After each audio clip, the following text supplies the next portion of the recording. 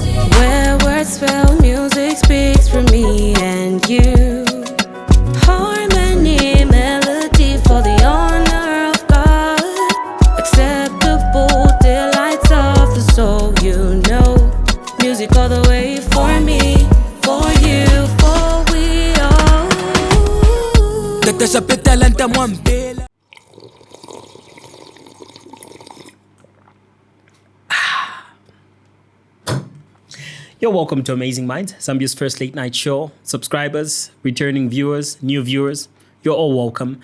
This is the Monday show. On Amazing Minds, we have two segments. The Monday show, which airs every Monday, 22 hours Central African Time. And we have Eugalion, which is the spiritual segment of the show. Monday show is the political segment. Eugalion airs every Friday, 22 hours Central African Time. A little bit of a tongue twister there. But you're welcome. I am so glad to have you here. Alone in studio again, Mr. Chofai sends his regards, thoughts and prayers, especially to the people of Iran. They just lost their Ayatollah, I am told. That's a joke. Yeah. He sends his thoughts and prayers. He will be with us soon, attending to one or two things. But we'll have him in studio not too long from now. How have you guys been doing? Please leave it in the comments. If you are a consistent viewer, you watched the last show, you watched the other show, tell me how you've been doing. I would like to know how you're doing. I would like to give you a shout out next time. Yes, I have been doing well. Thank you very much. What do they say? Thanks for asking. Yeah, so we have a good show today. Follow-ups on a couple of stories we already began sharing with you. I shared a couple of things with you last week, which I'll give you updates for this week, such as Helen's murder. This is the mob murder that happened in Kalumbila, a place called Kisasa. Yes, and a couple of things also that will make follow-ups on news stories. But it's going to be an interesting show. I know it will. Hold on to your boots. On the lineup, we have scores arrested in connection with senseless Kisasa mob killing. And then we'll go on to Mundubile warned and cautioned by the SEC. Fuel shortages rock Lusaka. And Garry Nkombo fired again. Thank you very much. So that is what we have on the show today. And in the Northwestern Province, police have apprehended 259 individuals in connection with the recent murder of a businesswoman in the Kisasa area. The suspects, comprising 163 males and 96 females, are facing charges of murder, assault on police, malicious damage to property, and riotous behavior. This was a group of people that gathered together to kill a woman. Of course, I gave you the background of the story last week, that a lady was accused of tapping someone on the shoulder in a marketplace in Kalumbila. This lady was actually a visitor in that town. Reminds me so much of Sodom and Gomorrah. If you study Sodom, sorry, this is a bit of a digression, get a little bit into Ugalion. I'm a preacher, forgive me. But it reminds me of Sodom. If you get into the study of what actually happened in Sodom, you realize, you see, when you read Genesis 18, the Bible says that God came down and told Abraham, I have come down to verify, because the cry against Sodom is great and it has reached me. The cry from Sodom reached God. And God came down to verify if indeed what the cry against Sodom was true. I hope that I've worded that correctly. But he came to verify the cry, whether what was being said about Sodom was indeed true, right? God came down to verify that. And you'll notice that in making an effort to verify that, he sent 2 angels to Sodom, and they met Lot, and you know the story. And they eventually burnt down Sodom and Gomorrah. But the interesting thing is that this cry is not coming from the people of Sodom themselves.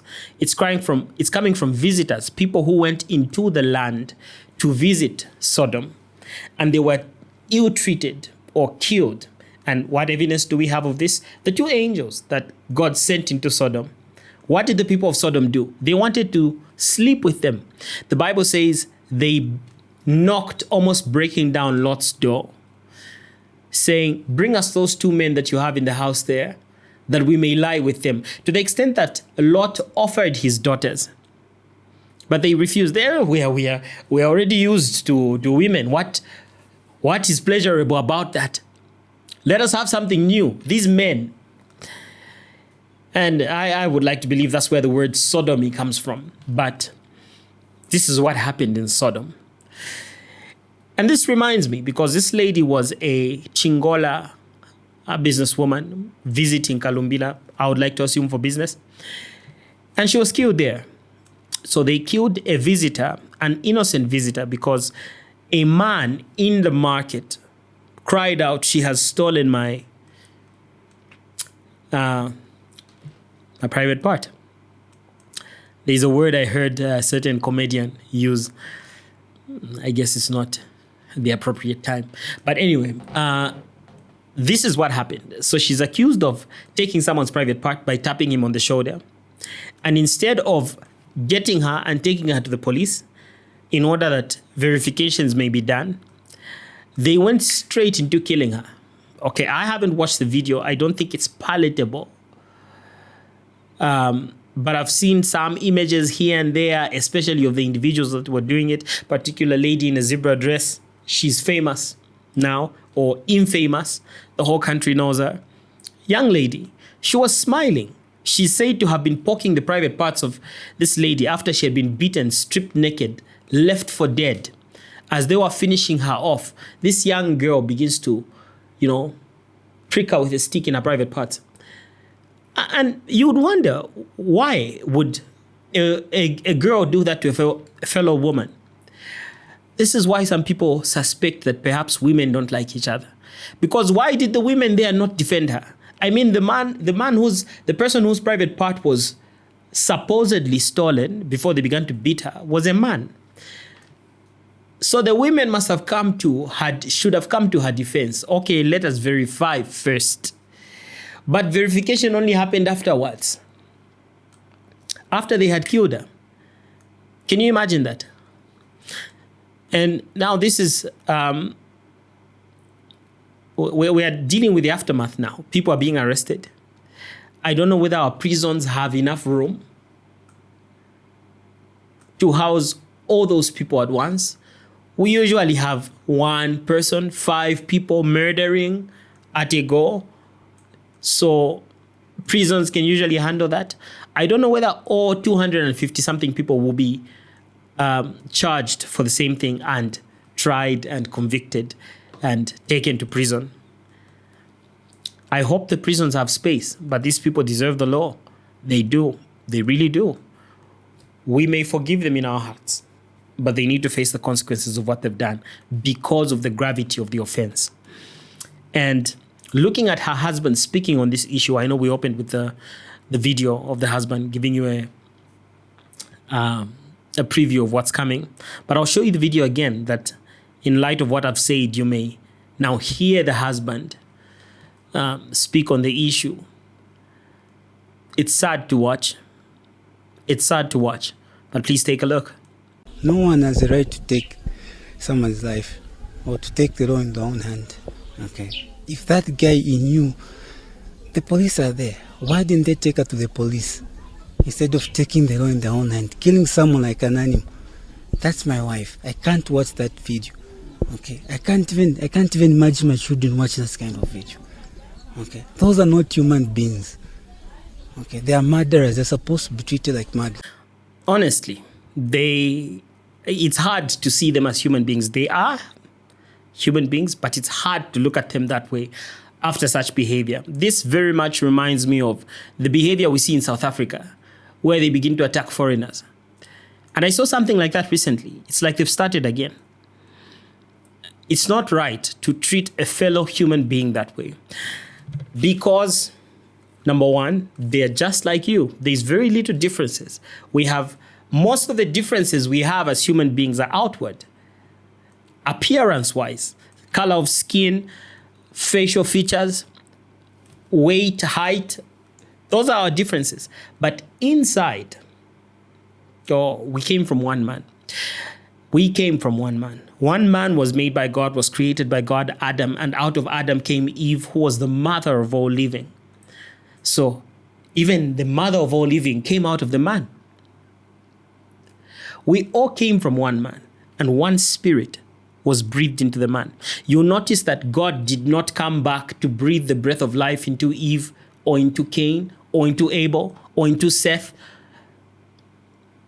Even after the flood, God did not come to breathe the breath of life into Ham's son, Japheth's son, and Shem's son. Those are Noah's sons. They survived the flood.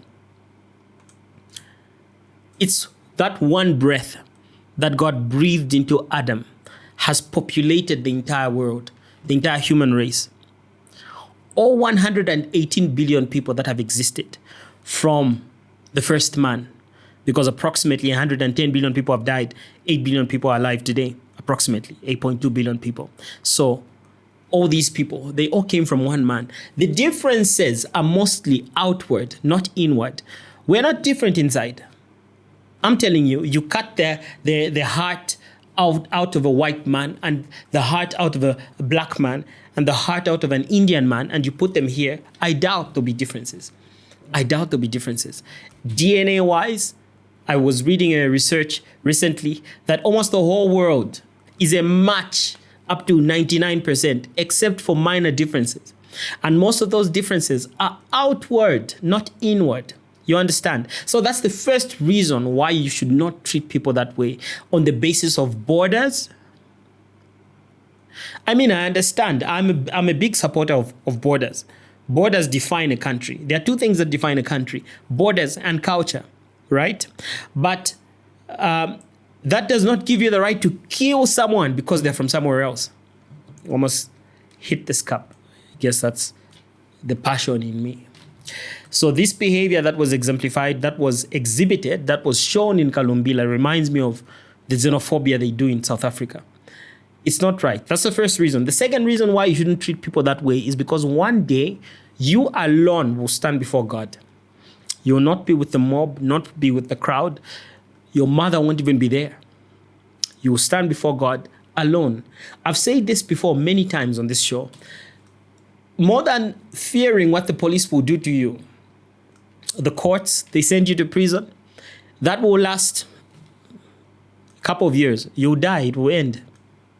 That's if you're not released before death. Excuse me. Right? But you'll face a judge who will give you what you deserve in perpetuity. If you are thrown into the lake of fire, not even 3 million years will save you from that. Not even 10 million years.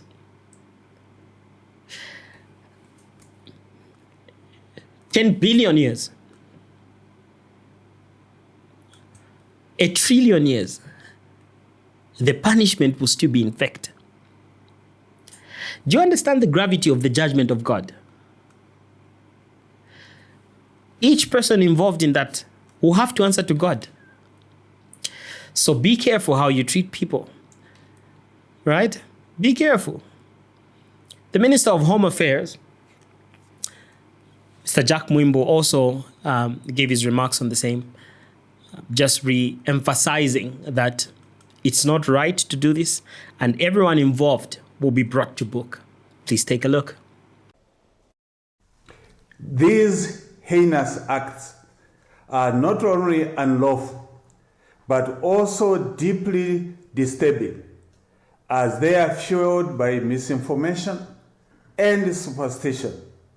The ministry wishes to make it abundantly clear that all individuals involved in these crimes will be held accountable within the confines of the law. No one, I repeat, no one has the right to take the law into their own hands, and such barbaric acts would not be tolerated.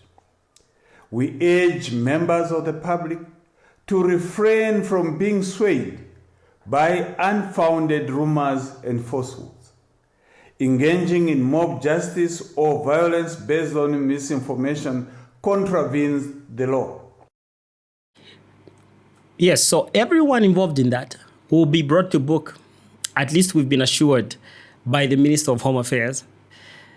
So we know they're taking this serious. Also, the outcry of the nation against the people of Kalumbila is great.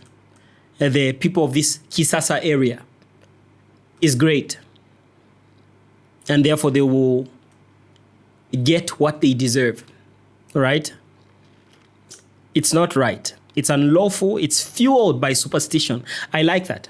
I like what he said. It's fueled by superstition. You see, we're spiritual. I'm a spiritual person, right? And I would very much like to differentiate between spirituality and superstition. Spirituality has evidence. There is evidence for the breath that's in you. That evidence is that your body is not lying 6 feet. That's evidence of the spirit. But where you say this person has taken my private part and you still have it, that's superstition. Because the people that are believing that to the extent that they would kill someone, they are superstitious because they don't believe in evidence. Even faith is evidence. The Bible says faith is the substance of things hoped for and the what? The evidence of things not seen. Faith is evidence. So spiritual things have evidence. Superstition does not. Where you say someone has taken my private part, prove it. You can't. Police Yarakwachan, what's. All right, the NGOCC executive director also voiced her frustration on the same. Please take a look. Would lose their lives in a manner like that under mob justice when we have systems, that can address any grievances when reported to the police or to any law enforcement officers. So for us, the issue of mob justice, I think, is a very, very, very frightening and a very bad development for a country such as Zambia. Not too long ago, we had another incident, I think that was in Chingola, where a man was almost killed on a similar suspicion as this one that was targeted against Helen, and he was just saved by being taken to the police. So for us, we also note that even in the response around this, there could have been maybe a few mistakes made. Maybe the police could have called for reinforcement earlier, but this is something that has already happened, and we really would also like to just express our heartfelt condolences to the family of Helen. The case she makes reference to in Chingola, similar accusation. Even though they assaulted the gentleman, they took him to the police, at least. And those people are appearing in court now. And she says that maybe there were mistakes made. Maybe the police should have called for reinforcement earlier. Even the presence of one policeman, almost said president, the presence of one policeman should be enough to deter people from committing murder. Even in front of one police officer, you should be afraid to commit murder. Whether you are 100 of you, there are things we should not defy. We should not beat police officers, because who will protect us if we, the citizens, begin to turn on those that must protect us? We must not attack the president. There are standards we need to keep in a country. And this all happening in 1 year it's strange. In 1 year, they attack the president. They throw stones at him. That was Chingola, I believe. What's happening in those parts? In the same year, they attack a gentleman, or rather, a gentleman attacks a police officer. In the same year, mob justice, assaulting police officers. This is showing they are bad seeds, bad character. It can lead to something much bigger. It should be controlled. Senior Chief Musele of Kalumbila District has shut down the particular market where this happened. I agree with him. I am in support of this. There should be punitive measures, even on those that were not involved. Why did they not act to stop this from happening? What were you watching? You're just there looking. Why? Yes, let them close that market, at least for a while. Let there be punitive measures, because someone needs to answer for this. Someone does need to answer for this. And of course, the marketeers, the people who sell in that market, came out complaining, we need to eat. What are you going to eat when Helen is dead? Anyway, please listen to the senior chief. We are shutting down this market with immediate effect for 2 months. There shall be no operations in the market because you failed to defend a human life. If you knew, name werukiri name, imu market imu na kutira, mati kukinga nga mawumi awantu. So the duration of the closure is actually 2 months. But I agree with it. I think he's right in doing that.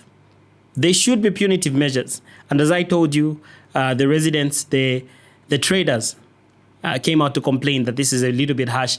And their faces, they didn't even want their faces to show for some of them. But please take a look.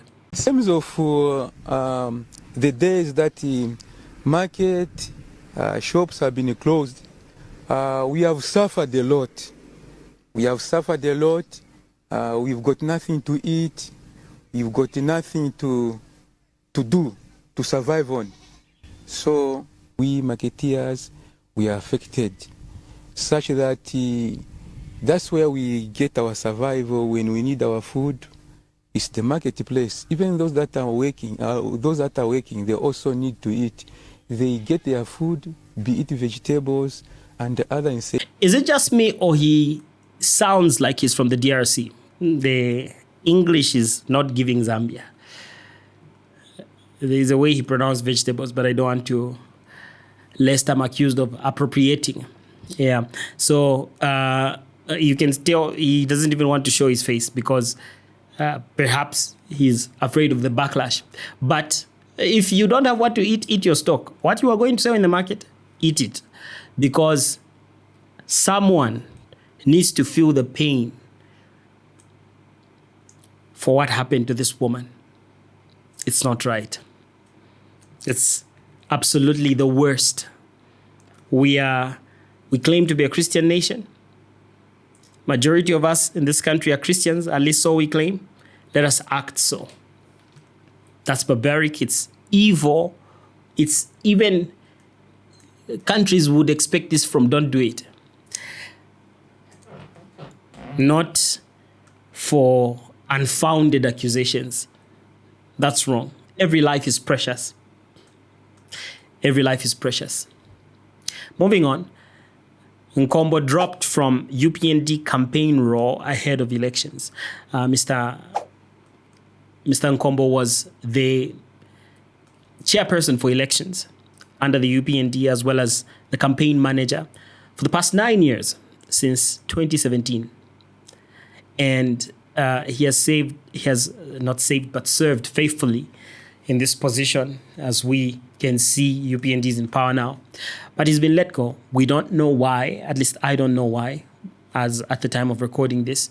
But he has come out to still pledge his loyalty and allegiance and to thank the president for the opportunity to have served in that position. We don't know. Maybe it's not as bad as we think, but this is the second firing happening to him. We know he was fired in March of last year. He was relieved of his duties, and we're seeing this now. So we hope there's probably some better place prepared for him. It's not just a dismissal, but yeah, he's been dismissed. And in other news, President Hakainde Hichilema welcomes Chipata Mayor George Mwanza, who has defected to the UPND during the community engagement at Nkana Cricket Club in Kitwe. More defections. This is election year. I told you last week, we're expecting to see even more defections. Chabinga was just the first of many. Was he even the first? I think we began to see this even before Chabinga. But more defections, expect to see many. And speaking of Chabinga and the PF, we're going to get into that shortly. But before we get into that, Makebi Zulu has been taken to court over the PF convention, which saw him elected as president of the party. And PF has issues. PF has a lot of issues. In the same breath, we have seen that the Lusaka High Court has thrown out a lawsuit challenging the legality of the October 2023 Extraordinary Convention that elected Mao Sampa as Patriotic Front president. Now, I was wondering when I first saw this, and I know many of you may be wondering as well, what is the connection between Mao Sampa and Chabinga? Why is Chabinga seemingly celebrating a ruling that seems to be disfavoring or rather favoring Mao Sampa? This is because the convention was actually organized by Mao Sampa, as you may know, October 2023. This is what brought Edgar Lungu back from retirement. I guess he was planning on coming back a little bit later, but Mao Sampa's quick move brought him back. Now, the issue that they are presenting in court is that it was illegal to hold the convention because the chairperson was not present. The chairperson had resigned. He only came back later. So the whole basis for the case is thrown out. The chairperson had resigned. What makes that convention illegal? And what happened is Mao Sampa was chosen president at that convention. But later on, we know that within the party itself, after they changed office bearers at Registrar of Societies, within the party itself, wrangles began to spark, and certain old guards within the party did not accept the leadership style of Mao Sampa. And people began to gravitate towards Chabinga. And so they split and formed another faction, which also held its own convention, which named Chabinga president of that particular faction. And the Mao Sampa faction just began to die a natural death and faded away. And because all these things came subsequently, they came after the convention that happened in 2023, all these things are upheld because the original idea of the convention was upheld. It's been upheld not because the court is saying, is endorsing, but because the court has refused to hear the what's going on. But because the court has refused to hear the case in the first place.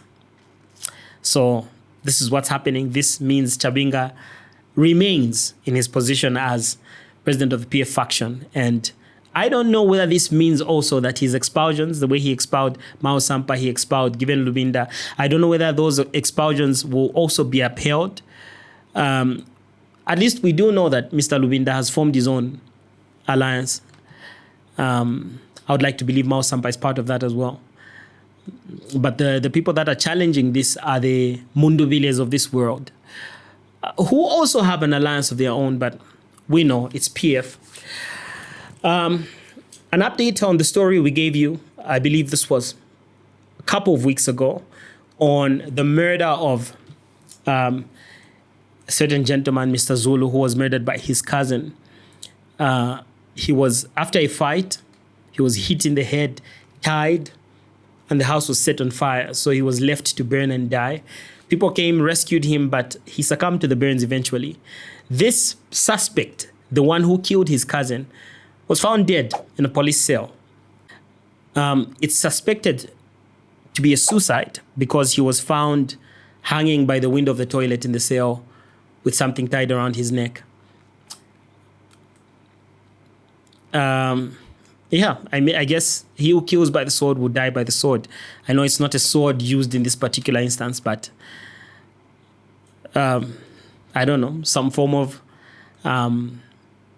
closure for the family, I guess. I don't know. It's complicated because they're all part of one family. So I don't know how to even think about or feel about it. Yeah. President Hakainde Hichilema has directed the Energy Regulation Board to investigate the current fuel supply chain following reported shortages across the country. I know many of us might want to relate this to the Strait of Hormuz. If you're watching this with someone, just turn to your neighbor and tell them, Strait of Hormuz, Strait of Hormuz, right? Is that the correct? I hope so. But many of us would like to relate the fuel shortages to the Strait of Hormuz, the war in the Middle East. Not yet, at least not yet. We were assured that we have enough supply. But the issue is hoarders, those people that have fuel but are hoarding it. Why they're hoarding it, I don't know. Perhaps they are waiting for price fluctuations so they can sell it at a higher price. I don't know, but that is causing shortages. And so the president has asked the ERB to institute an investigation into the same. You remember we showed you a video of the Minister of Energy, Mr. Makozo Chikote, warning the hoarders. So there is potential suspension of licenses for some OMCs, oil marketing companies, if they are found wanting in this regard. Some residents, road users, were asked about the experience on the same, and they gave their review. Please take a look. Diesel situation is actually affecting our business because now it's almost 2, 3, 4 days I've been looking for diesel. So last night we were actually at Odie's material where we sourced just a bit of diesel. But the situation is that when diesel comes in the country, it's served with people that are actually buying in bulk.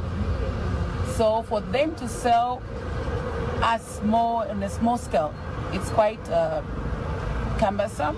Yesterday, I struggled and they will reach until something like 23 hours looking for diesel, and they could not find it. So I think diesel is just scarce. We don't have diesel here in Zambia. Is it just me or the gentleman keeps saying diesel?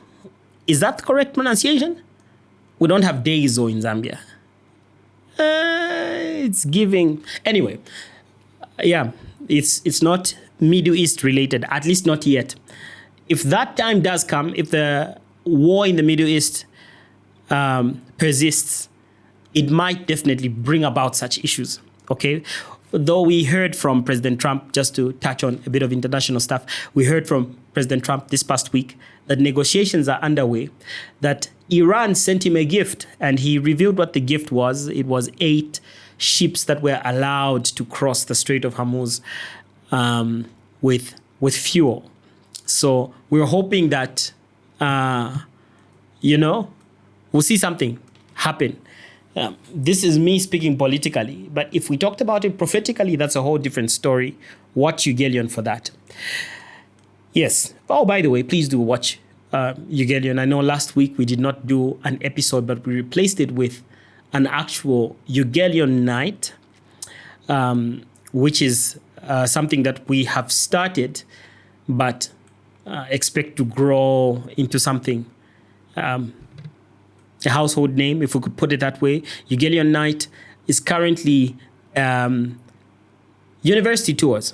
So I'm currently doing University of Zambia, Ugelion Nights. I'm doing a not parallel, but the same teachings we have, the same series we have on the show are the same series that you'll find us doing when we're preaching somewhere. At a particular university. Right now we're doing University of Zambia. If you'd like to check out the particular one we did last week, it's up on YouTube right now. And this week we'll be back at the University of Zambia and expect to see something. If we don't air it this Friday, then we'll air it on another Friday, but that will be part 2 of the series. Yeah. So that's about the fuel. We do hope to see some positive developments in terms of the war in Iran and the likes. Yeah, please do subscribe, hit that notification bell, and share. The Anti-Corruption Commission has cautioned Mborokoso Member of Parliament Brian Mundubile regarding the manner in which 1.5 billion road construction contracts were given out. So Mr. Mundubile is accused of or is suspected of having handed over contracts. This is, I believe, between 2014 and 2020, if I have the dates correct. He handed over contracts for road construction to companies in which he has interest. And these contracts amounted to about 1.5 billion kwacha. That's a lot of money. That's quite the money. So I believe he's been given a warning and caution for now, but investigations are still underway. And some interesting things happened as they left the ACC. We saw pictures of people being tossed literally. And we'll show you a video of that as we go on. But the Anti-Corruption Commission gave us their side of the story, their perspective on why he was brought in and exactly what happened. Just give you a brief clip of that. Please take a look. He has since been interviewed under warning and caution statement, and this has to do with the award of road contracts that were awarded to companies that he has an interest in. So you see that these were contracts that were awarded to companies in which he had interest. So this is, of course, it raises question, even though eventually you hear them still accuse the head of state. I bring this up all the time. If you don't want the government machinery to use its machinations against you, even if it's politically motivated, just don't give them the tools. Don't give them the tools. If they want to politically assassinate you, let them not have the tools, because only you can give them the tools. I mean, we're not in a country where they are going to concoct a murder charge where no one died. You understand what I'm saying? His lawyer spoke for him on the material day, and he said, why are they bringing up questions that were already answered? Perhaps it's because he is the Tonse Alliance chairperson. Please take a look. were made for work that wasn't done. So all the invoices that were given were requited, and they were reflected in the works that were actually done. So we are now expecting the SEC to come out clean and explain to the people what the basis of this investigation is, when in fact the answers were provided a long time ago and they're only repeated today in the one question statement by... You see that? He's saying these questions were answered. We gave them the invoices. There should be another motivation for this. He didn't end there. Take a look. We know what is happening. I think the whole country now is aware. Facebook, social media is agog of how people are now beginning to perceive what is happening to the Tonse Alliance president. This is all coming out of his decision to present himself for leadership for the nation. Okay, I had said before that now we are dealing with one of the most popular opposition candidates that we've got in the country. And we know that all tons of stones are going to be thrown at him to derail him and to stop him from going around to go and mobilize. He's actually scheduled to start, touring the nation. Because if you notice what happened at the airport, we don't have the passport back, we don't have his phones back. Yeah. But we thought that in the absence of his international trips, we can begin to walk around the country now to go and tell the people what we expect them to do on the 13th of August 2026. But even this now is being thwarted by these investigations that don't actually make any sense. As one of the Facebook users he's referring to, who can see what is happening to the Tonse Alliance president, I can give you a review on my part. If you ever see this, yes, we can see he committed crimes, allegedly. It is not like they are concocting stuff. These are things that he supposedly did. Supposedly, allegedly, right? So don't give them tools if you don't want them to use them against you. That's my conclusion on the said matter. Now, not to make the show too long, I will leave you with what happened on that material day, how some certain individuals, one former DG, Zamsa, was thrown into the back of a police vehicle like a sack of millimil. I don't know what he did to warrant that, but it was quite unfortunate. I hope his kids never get to see that. That's embarrassing. Yeah, this was a great show. I hope you enjoyed it. This whole Helen issue has worn me down and stressed me. I'm so disappointed that my country people would behave that way. Otherwise, please do subscribe, share, tell a friend to tell a friend about the show, and I'll see you on Friday with Ugalian. Goodbye.